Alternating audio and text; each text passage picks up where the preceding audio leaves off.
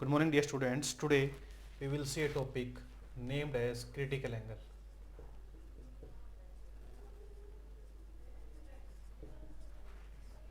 Okay? देखिए critical angle क्या होता है. Firstly, we will consider two medium, and this is the interface which will separate two medium. Consider medium first. It have refractive index n1. Okay, and this is medium 2 have refractive index n2. Clear. यहाँ पे हम एक normal draw करते हैं. Okay, and this is a incident ray. एक assumptions लेके चलते हैं यहाँ पे. वो क्या कि n2 जो है वो n1 से ग्रेटर है. मीन्स मीडियम 2 का रिफ्रैक्टिव इंडेक्स वो मीडियम 1 के रिफ्रैक्टिव इंडेक्स से ग्रेटर है. जब पहले मीडियम का रिफ्रैक्टिव इंडेक्स ग्रेटर है, it means it behave like a denser medium and it behave like a rare medium. जब एक रे डेंसर से रेयर मीडियम में जाती है, ठीक है, तो हमें पता है वो नॉर्मल से अवे चली जाती है. ठीक है. अगर यहाँ पे मीडियम चेंज नहीं होता तो इसका जो एक्चुअल पाथ था वो ये होता. बट यहाँ पे मीडियम प्रेजेंट है, इस वजह से ये जो रे है ये नॉर्मल से दूर चली जाएगी. ये नॉर्मल है, नॉर्मल से दूर ये यहां से ऐसे बेंड हो गई. Okay, this is angle of refraction. ये एंगल ऑफ इंसिडेंस. नॉर्मल के साथ इंसिडेंट रे जो एंगल बनाएगी उसको बोलेंगे एंगल ऑफ इंसिडेंस. और ये हमारे पास है एंगल ऑफ रिफ्रैक्शन. क्लियर. अब ये जो हमारे पास रे है इसको एक जाना इस तरफ था अगर मीडियम यहाँ पे नहीं होता, बट मीडियम की प्रेजेंस की वजह से इसका पाथ ये हो गया. मीन्स ये बेंड हो गई. मीन्स ये हमारे पास क्या आ गया, angle of deviation. It is angle of deviation.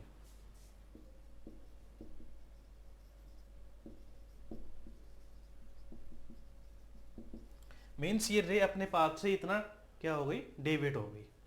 Clear. अब यहां पे देखिए R2 जो है, सॉरी R जो है वो क्या है, I से ग्रेटर है. देख सकते हैं हम यहाँ पे R जो है वो I से क्या है, ग्रेटर है.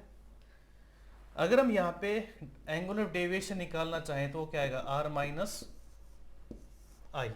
लिख सकते हैं हम इसको R माइनस आई. ठीक है. R is greater than I. देखो आप देख भी सकते हो डायग्राम से, this angle is greater than this. अगर हम डेविएशन निकालना चाहें तो इस डायग्राम से निकाल सकते हैं. ये हमारे पास एंगल ऑफ रिफ्रैक्शन है और ये I है, तो हमारे पास ये एंगल ऑफ इंसिडेंस ही होगा. तो R में से I को माइनस करेंगे तो हमारे पास क्या आ जाएगा, एंगल ऑफ डेविएशन. क्लियर. यहां से हम एक इंपॉर्टेंट पॉइंट लिखते हैं, as I angle of incidence increases. अगर एंगल ऑफ इंसिडेंस को इंक्रीज करेंगे तो हमारे पास एंगल ऑफ रिफ्रैक्शन भी क्या हो जाएगा, इंक्रीज ही होगा. क्लियर. बिकॉज n रिमेन या n is equal to constant. भाई रिफ्रैक्टिव इंडेक्स किसी भी मीडियम में क्या होता है, कॉन्स्टेंट होता है ना. तो एंगल ऑफ इंसिडेंस को इंक्रीज करेंगे तो एंगल ऑफ रिफ्रैक्शन भी क्या होगा, इंक्रीज होगा. कैसे, हम स्नेल्स लॉ से इसको बता सकते हैं. स्नेल्स लॉ क्या कहता है, refractive index of medium first. देखो जो रे है वो मीडियम फर्स्ट में एंटर कर रही है और कहां से आ रही है, 2 से, विद रिस्पेक्ट टू मीडियम 2. इसको हम क्या ले सकते हैं, n1 upon n2. And Snell's law क्या कहता है, ये किसके इक्वल आएगा, sine I upon sine R. Clear. देखिए यहाँ पे I को इंक्रीज करेंगे तो R क्या होगा, यहाँ पे इंक्रीज ही होगा. क्योंकि देखो ये दोनों इंक्रीज होंगे, ठीक है, साइमल्टेनियसली, तभी तो n क्या रहेगा, कांस्टेंट रहेगा अकॉर्डिंग टू स्नेल्स लॉ. ठीक है. अब देखो क्रिटिकल एंगल के लिए हम एक दूसरा डायग्राम बनाते हैं. ठीक है. दूसरा डायग्राम देखिए आप. जैसे फॉर एग्जांपल हम यहाँ पे वही सेम इंटरफेस कंसिडर करते हैं. ये हमारे पास इंटरफेस और ये हमारे पास normal, medium 2 and medium 1, sorry medium 1. यहाँ पे हमने 1 माना है, 1 और ये 2. और वही सेम अजम्पशंस लेके चलेंगे यहाँ पे भी n2 is greater than n1। अब देखिए एंगल ऑफ इंसिडेंस को हम इंक्रीज करते हैं। हमने यहाँ पे एंगल ऑफ इंसिडेंस को इंक्रीज किया, ठीक है। कितना इंक्रीज करेंगे? इस एंगल ऑफ इंसिडेंस को हम इतना इंक्रीज करेंगे कि जो रिफ्रैक्टेड रे है, ये जो रिफ्रैक्टेड रे है, ये नॉर्मल के साथ कितना एंगल बनाए? 90। उस टाइम ये जो एंगल ऑफ इंसिडेंस है ये क्रिटिकल एंगल के इक्वल आएगा।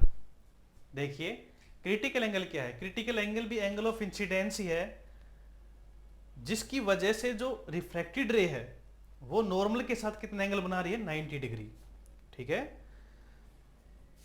अगर ये एंगल ऑफ इंसिडेंस इंक्रीज करते करते अगर हम क्रिटिकल एंगल तक ले आए तो ये रे रिफ्रैक्ट होते होते नॉर्मल, ये जो हमारे पास इंटरफेस है इसके पैरेलल हो जाएगी। मींस ये नॉर्मल के साथ कितना एंगल बनाएगी?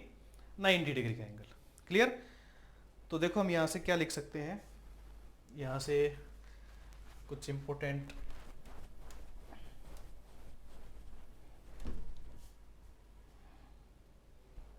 लिखिए। when light ray moving from medium या कहें denser medium to rare medium for a particular angle,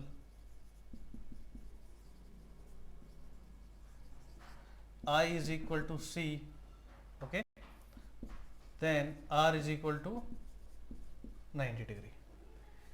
means जो लाइट रे है वो डेंसर से रेयर मीडियम में एंटर कर रही है, उस टाइम अगर एंगल ऑफ इंसिडेंस एक पर्टिकुलर एंगल है दैट इज क्रिटिकल एंगल, उस टाइम जो रिफ्रैक्टेड एंगल है वो कितना होगा? 90 डिग्री। क्लियर? अब देखो इस कंडीशन पे अगर हम स्नेल्स लॉ का यूज करें जो हमने इस कंडीशन पे किया था, देखिए करते हैं।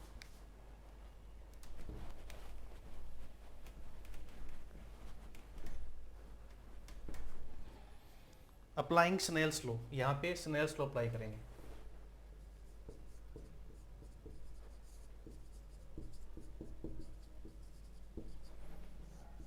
स्नेल्स लॉ क्या कहता है आपको? Refractive index medium 1 with respect to 2 means n1 upon n2 that is equal to sin I upon sin R। तो 1 जो हमारे पास मीडियम है वो रेयर मीडियम है, रेयर मीडियम है, तो मान लेते हैं हमारे पास ये refractive index of rare medium और ये डेंसर मीडियम है। Refractive index of denser medium is equal to, देखो आई एंगल कितना है? क्रिटिकल एंगल के इक्वल है, तो साइन सी, ये सी तो हमारे पास, और आर देखो कितना हमारे पास 90, तो साइन 90। तो ये हमारे पास N R upon N D is equal to sine C upon 1, sine 90 is 1। Clear? यहां से देखिए अगर हम रेयर मीडियम को वैक्यूम लेके चलें, if N R is equal to vacuum, और डेंसर को हम कोई भी मीडियम मान लेते हैं, ग्लास, वाटर, एनीथिंग, और उसका हमने रिफ्रैक्टिव इंडेक्स मान लिया n, ठीक है। तो हम इसको क्या लिख सकते हैं? देखिए इसको हम क्या लिख पाएंगे, यहां से देखिए एन आर वैक्यूम है, तो वैक्यूम का रिफ्रैक्टिव इंडेक्स क्या होता है? 1 upon n is equal to sine c upon 1। Clear? इससे पहले एक चीज और देखिए आप, ये हमारे पास जो एन आर है और एन जो डी है, ठीक है, इन दोनों का रेशियो कितना आएगा? लेस देन 1 या ग्रेटर देन 1? देखो रेयर मीडियम का रिफ्रैक्टिव इंडेक्स हमेशा डेंसर वाले से क्या होता है? कम होता है, तो इसका रेशियो हमेशा ही क्या रहेगा? Less than 1। और किसी भी पर्टिकुलर मीडियम का रिफ्रैक्टिव इंडेक्स 1 से ज़्यादा होता है, जैसे ग्लास का 1.5, वाटर का 1.33, तो हम क्या करते हैं? पहले इसको रिवर्स कर लेते हैं। जैसे इसको हम ऐसे भी लिख सकते हैं, N D upon N R is equal to 1 upon sine C. अब ये वाली कंडीशन जो हमने मानी है वो यहाँ पे पुट कर देते हैं। तो एन आर हमारे पास क्या है, वैक्यूम, और वैक्यूम का रिफ्रैक्टिव इंडेक्स होता है 1, और एन डी को हमने क्या माना है, एन, तो ये आ गया हमारे पास N is equal to 1/sin c। ये हमारे पास क्या आ गया, 1/sin c। देखो ये हमने इसको रिवर्स क्यों किया, रिवर्स करने के पीछे रीजन ये था, वो बाद में भी कर सकते थे हम, कि जो रिफ्रैक्टिव इंडेक्स रेयर का है और डेंसर, इन दोनों का रेशियो हमेशा लेस देन 1 ही आएगा, क्योंकि रेयर मीडियम का रिफ्रैक्टिव इंडेक्स हमेशा डेंसर से कम होता है। बट एक पर्टिकुलर मीडियम का अगर हम रिफ्रैक्टिव इंडेक्स फाइंड आउट करना चाहते हैं तो वो हमेशा ग्रेटर देन 1 आता है, जैसे ग्लास का, वाटर का, डायमंड का, etcetera.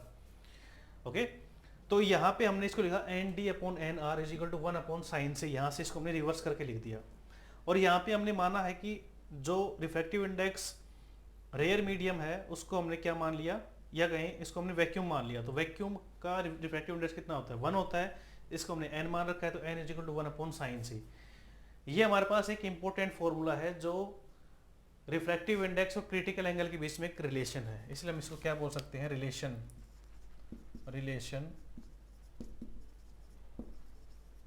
Between critical angle and refractive index. Clear, इसको हम ऐसा लिख सकते हैं। ओके, ये हमारे पास जो n है, ये देखो क्या है हमारे पास, refractive index denser with respect to rare. देखो यही तो लिखा हमने, ये जो n है हमारे पास, ये देखो किसके इक्वल है, refractive index of denser medium with respect to rare medium. तो जब भी हमारे पास n आएगा, सिंपल कई बुक्स में n लिखा हुआ है, तो n का मतलब होता है refractive index of denser medium with respect to rare medium.